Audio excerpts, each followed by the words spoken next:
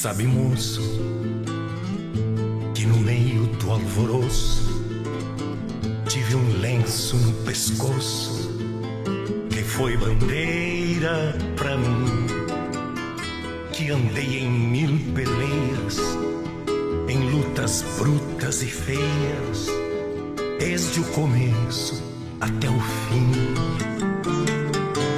Sabe, moço, depois das revoluções vi esbanjar em brasões pra caudilhos, coronéis, vi cintilar em anéis assinatura em papéis, honrarias para heróis.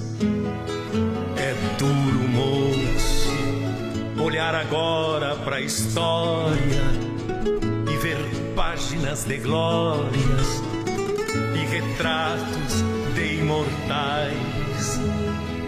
Sabe, moço, fui guerreiro como tantos que andaram nos 4 cantos, sempre seguindo um clarim. E o que restou, assim, no peito em vez de medalhas, cicatrizes de batalhas, foi o que sobrou pra mim, pra mim, pra mim.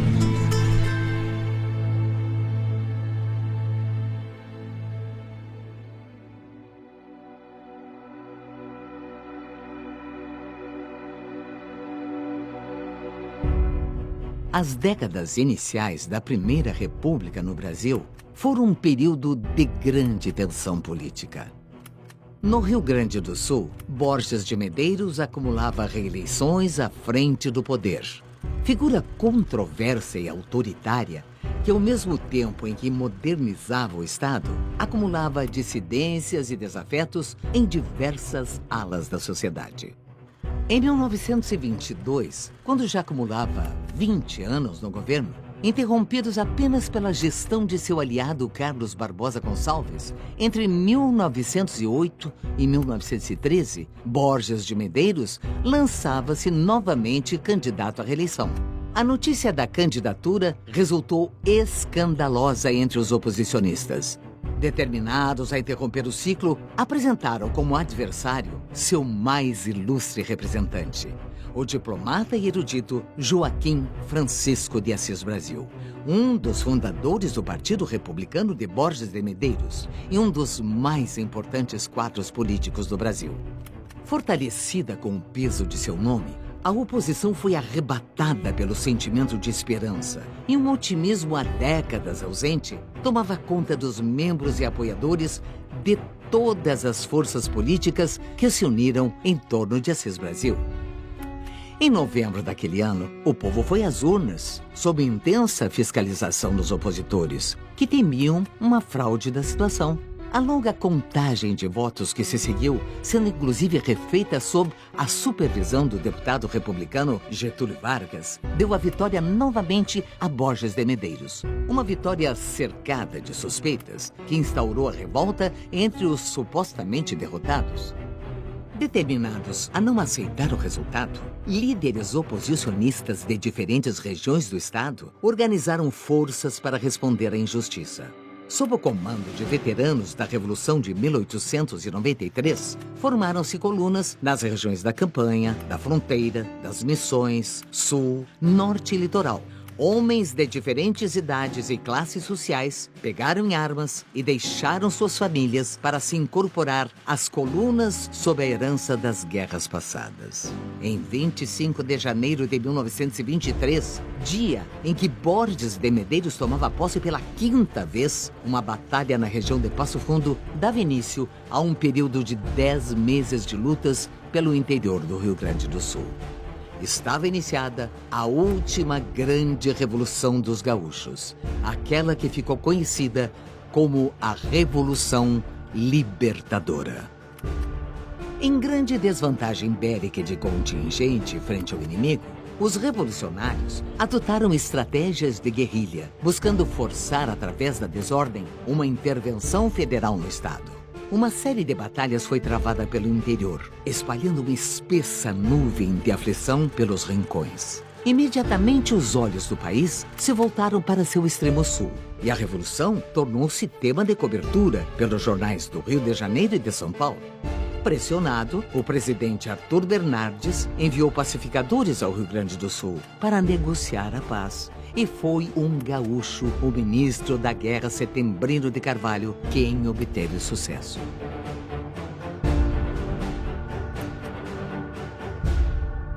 Os revolucionários exigiam a deposição de Borges e alterações na Constituição Estadual. O mandatário, por sua vez, era irredutível quanto a ambos os pontos. Negociando habilmente com ambos os lados, Setembrino de Carvalho conseguiu pouco a pouco que cada uma das partes cedesse. E um acordo de paz foi assinado em dezembro de 1923, no majestoso Castelo de Pedras Altas, residência de Assis Brasil.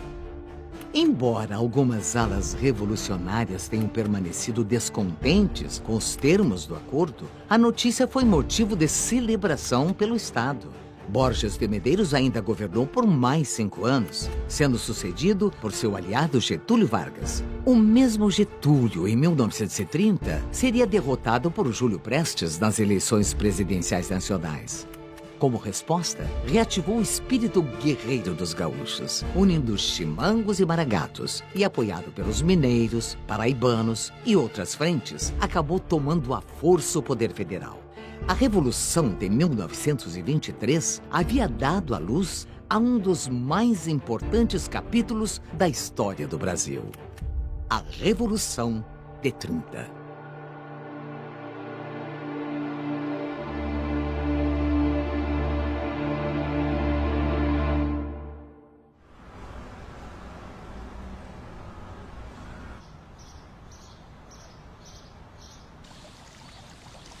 A Revolução de 23 teve uma cena que é muito pouco falada, que foi o bombardeio aéreo de Camaquã. Havia já a utilização de aviões muito fracos, frágeis, umas palhas voadoras, atirando bombas. E alguém, não sei por que razão, em 23 resolve encomendar umas bombas que eram atiradas em um morteiro. Segundo os registros que a brigada tem, foi um bombardeio só e atiraram 3 ou 4 bombas para assustar a cavalhada. Parece que as pessoas meio que se assustaram dentro da própria brigada e não bombardearam mais. Até 21, até 20, a situação do Borges de Medeiros e do Partido Republicano Rio-Grandense era extremamente tranquila. Não havia oposição. Com a crise, então, se articula essa oposição com base nas reivindicações dos agropecuaristas. E vão buscar o Assis Brasil como seu candidato. O Assis Brasil, que esboçava uma certa liderança sobre esse grupo todo. Via-se nessa revolução a chance de arejar o ranço institucional brasileiro. Porque a revolução estava pleiteando uma reforma do sistema eleitoral. Então, isso teve muito apoio. Isso engajou muito a opinião pública brasileira naquele momento. A Revolução de 23 ela teve apoio popular. Ela foi a última revolução a cavalo da humanidade. Ela teve um forte empenho popular, tanto é que eles chegavam nas fazendas, ao contrário do que muitos dizem, eles não roubavam nada. Os fazendeiros mandavam matar gado, davam pouso para eles, davam coberta para eles, apoiavam eles. Tanto Camaquã, São Lourenço do Sul, Canguçu, Rio Grande, Pelotas, Bagé, Caçapava, por onde eles andavam, eles eram aclamados. Eles tinham um apoio popular. Eu acho que a Revolução de 23, ela uniu o campo muito forte, uniu a cidade também, uniu os estudantes também, que eu estava lendo, né? Então houve assim uma mentalidade unificada.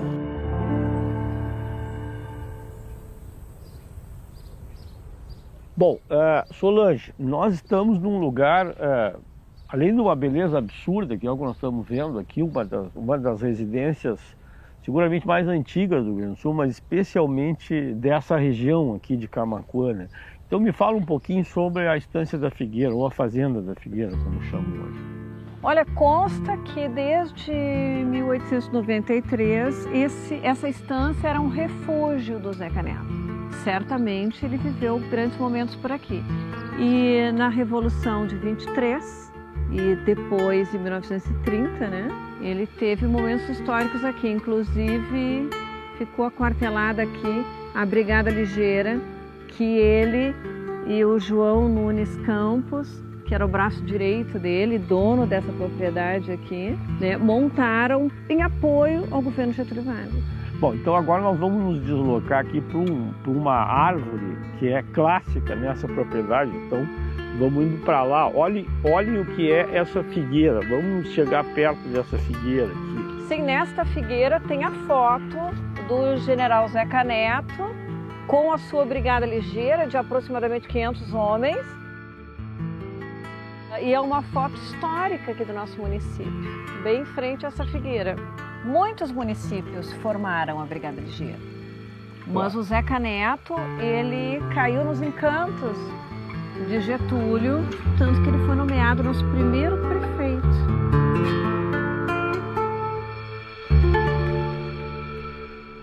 No Rio Grande do Sul, no lado dos Maragatos, haviam 2 líderes incontestes pelas suas ações, pela sua capacidade de guerrilha, de guerra, de deslocamento.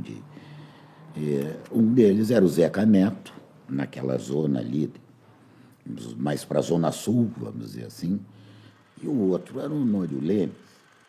O Zeca Neto era um rapaz, filho de um estanceiro muito forte, ali da região de Camaquã, que vai estudar no Rio de Janeiro, estava na escola militar, muito estudioso. Quando eclode a Revolução de 23, e ele já com 69, 70 anos ensina um cavalo e vai para a luta, os caras achavam assim, é um chucro, é um cara, principalmente os inimigos, para desqualificar. Não, ele era um grande estrategista.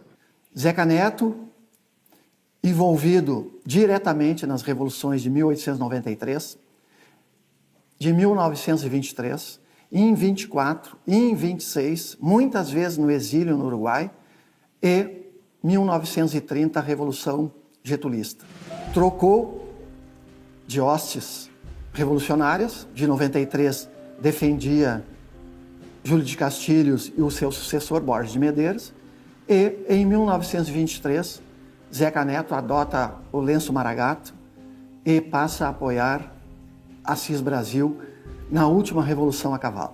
Teve envolvimento na Federalista, quando o Zeca Neto era do pessoal republicano, amigo da família Cris, da família Centeno. E depois, de 23, acabou a amizade. O Zeca Neto virou maragato, aí virou inimigo direto do coronel Ideobrando, do major Nicanor Gonçalves Centeno, da família Crespo.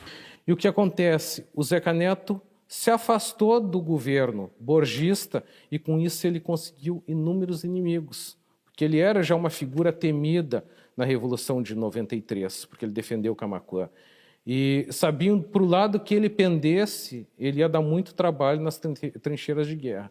Aí ele reúne uma força relativamente bem armada, eu creio que de todas as forças, a melhor armada e municiada foi a do Zeca Neto, justamente porque ele não teve a preocupação de lutar com grandes efetivos. O Honório chegou a ter 3.000 homens em determinadas ocasiões, né? Mas o Zeca Neto, para ter mobilidade, não é? Porque ele atuava numa região geográfica muito mais limitada, né? Embora mais defensável em função da topografia agreste, né, da região do Camaquã, do Alto Camaquã, enfim, daquela serra de Tapes e tal. Então ele lutava com pouca gente, mas era gente selecionada, né, e gente que ele tinha na mão. Era mais fácil cuidar de uma tropa menor e mais capacitada, que eram homens do campo, eram homens algariados dentro de estâncias, dentro da cidade, não tinham formação militar. Então tu tinha que escolher os melhores, porque não adiantava tu fazer um piquete muito grande de um pessoal que estava despreparado, mal sabia manusear uma arma, ou mal sabia entrar num combate com uma espada, que muitas vezes precisava ter o combate físico direto, né?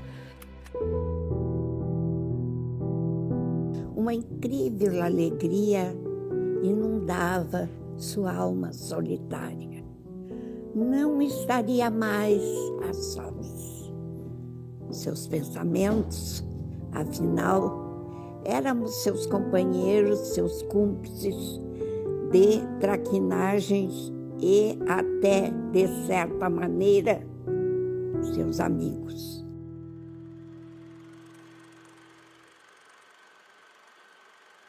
Então ele, de Canguçu, ele fez uma incursão à Encruzilhada, tomou Cruzilhada, foi a Arroio dos Ratos, de Arroio dos Ratos foi a Guaíba, Pedras Brancas, e de lá desceu pela costa da Lagoa, né? Dores do Camaquã, etc. e tal.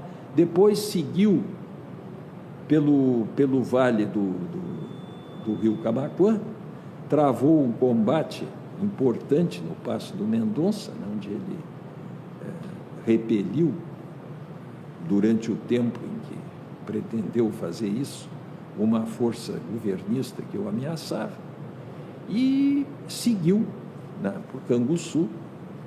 Depois tomou o rumo da campanha, se encontrou lá perto de Bagé com o Estácio Azambuja, e de lá, juntos, eles pretenderam reunir-se ao Honório Lemes na Coxilha de São Sebastião. Então, convergiram o Zeca Neto, o Estácio Azambuja, mais o Coronel Severo de Dom Pedrito, para a Coxilha de São Sebastião. Eles pretendiam reunir-se para atacar o Flores e o Coronel Claudino. Mas o Flores se antecipou e atacou o Estácio no Santa Maria Chico.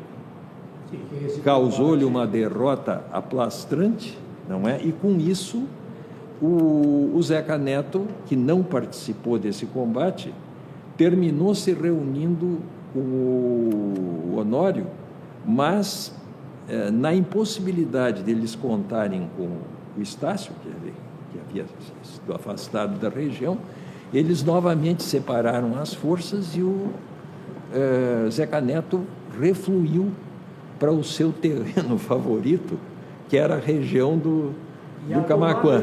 Aí ele passou, não é, por Caçapava, passou por São Cepé, não é, e desceu de novo, e num novo encontro com o Estácio Azambuja, antes do Estácio ser repelido e afinal ter que se internar no Uruguai, ele convidou o Estácio para atacar em Pelotas.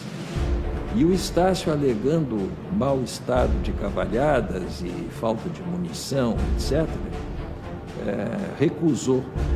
Então ele se separou definitivamente do Estácio e preparou a operação de tomada de Pelotas. E o Zeca Neto, o grande êxito dele na tomada de Pelotas deve-se a algo muito importante, que foi a informação da saída do 2º Batalhão de Infantaria da Brigada Militar, que estava de guarnição em Pelotas, e que o Zeca Neto jamais poderia atacar se ele estivesse lá. E o nosso amigo Zeca Neto, ele tem ciência, ele recebe a informação que o batalhão da brigada sai de Pelotas. E ele faz uma jogada na qual ele era mestre. Ele vinha perseguido pelo Corpo Provisório do Hipólito Ribeiro e ele marcha para longe de Pelotas. E o Hipólito atrás dele, de noite ele contramarcha. E o Hipólito cai no vazio e ele entra em Pelotas. Então eles adentraram na Princesa do Sul e tomaram a cidade. E lá O povo fez uma festa porque o Zeca Neto ele era aclamado como o libertador. Na verdade, ele não chega a dominar totalmente a cidade. Houve um contingente de provisórios que resistiu e ele mesmo não fez questão de assaltá-los, levando em conta o efeito que ele buscava, que já tinha obtido, que era chegar na intendência, se fazer fotografar no meio dos correligionários, não é? Mas foi um ato pirotécnico. É uma chegada que nós vamos ocupar a cidade, vamos assinar uma ata, vamos passar um telegrama e vamos embora. Fatos feitos, como por exemplo a tomada de cidades, nesse sentido, tinham uma contribuição muito importante, porque tanto elas alavancavam, fortaleciam o ânimo dos revoltosos, dos revolucionários, como servia para fazer propaganda da revolução. A tomada de uma cidade era amplamente divulgada no centro do país.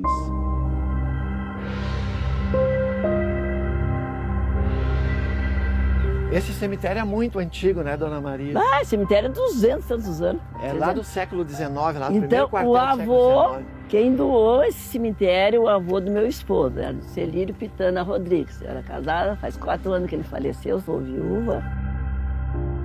A Ana Custódio de Oliveira, conhecida popularmente como Dona Aninha, a barbuda estancieira, a ervateira dos galpões, era tia do Zeca Neto. Uma das coisas importantes da história da Ana Custódio de Oliveira e do José Custódio de Oliveira era o tratamento diferenciado que ele tinha com os escravos, muitos deles alforriados bem antes da abolição da escravatura pela princesa Isabel, e que todos também tiveram oportunidade de receber glebas de terra. E o Antão Rodrigues, que era um dos afilhados, uma centena de afilhados que a Ana Rodrigues teve, o Antão Rodrigues chegou a receber a estância da Sanguinha, foi o primeiro negro proprietário rural, com estancieiro, por assim dizer, aqui na região centro-sul do estado do Rio Grande do Sul. É, meu avô Crescência. Ele foi para a Revolução de 23, passou a minha avó, Martina Rodrigues, ficou grávida de uma menina que era minha tia. E quando ele chegou, a menina já tinha 6 meses. Passaram muita dificuldade, ela contava, a fome. E tinha que trabalhar na lavoura, tudo para ter o alimento, né? Ficou com 4 filhos. A fama do Zeca Neto, que se perpetuou por muito tempo, o general degolador, o general que contratava mercenários, como foi o caso do Manecão. O Manecão era adversário político do Zeca Neto e depois participou das hostes revolucionárias da coluna Zeca Neto. Mas em 23 não consta que havia esse tipo de violência, de barbárie aqui na região do Rio Camaquã. As pessoas assustavam as crianças com o nome de Zeca Neto, e depois o Zeca Neto, na frente do próprio Zeca Neto, o Zeca Neto falava, por que assustar as crianças com o meu nome? E as pessoas diziam, não, o senhor não pode ser aquela figura que contam que é o Zeca Neto maldoso, degolador e matador. O senhor é uma pessoa tão educada. O Zeca Neto era uma pessoa que lia muito. Então, ele lia os jornais do dia e à noite também ele lia livros. Então, ele estava sempre lendo. E esse hábito o pai também tinha e também passou para nós. O Zeca Neto falava francês, espanhol, italiano, vestia-se muito bem. Ele tinha um posicionamento de etiqueta extremamente diferenciado para a época. Teve a parte do revolucionário? Sim. Do militar? Teve. Mas também tem um ser humano ali. Também tem sentimento. A avó, até o último dia de vida dela, sempre se emocionava ao falar do vô, ao se referir à história deles, né? E tenho para mim que ela foi sempre apaixonada, né? Nutria uma admiração muito grande, né? E foi uma linda história de amor. Temos que fazer exercícios para não enferrujarmos. É uma sentença que abrigava o forte Zeca Neto. Da sua enxadinha, leve e fina, marcava o fim de mais um pé de gravatar. Nós capinávamos um pouco e logo parávamos alegando cansaço. Mas em seguida, inquietos, lançávamos em correrias através das priás que apavoradas provocavam sumir de nossas vistas. Antes de retornarmos, vovô sabiamente recomendava que verificássemos se todas as raízes estavam viradas para cima. Garantiam que não rebrotaria. A seguir, tirava do bolso do casaco um punhado de semente de trevo branco, regal, fruto da experiência nas pradarias de sua propriedade rural no Uruguai, e as semeava na cova deixada pelos gravatás, cobrindo-as com terra, utilizando a ponta dos sapatos. Na volta em casa, nos aguardava o café quentinho que o vovô tomava em silêncio na cabeceira da mesa.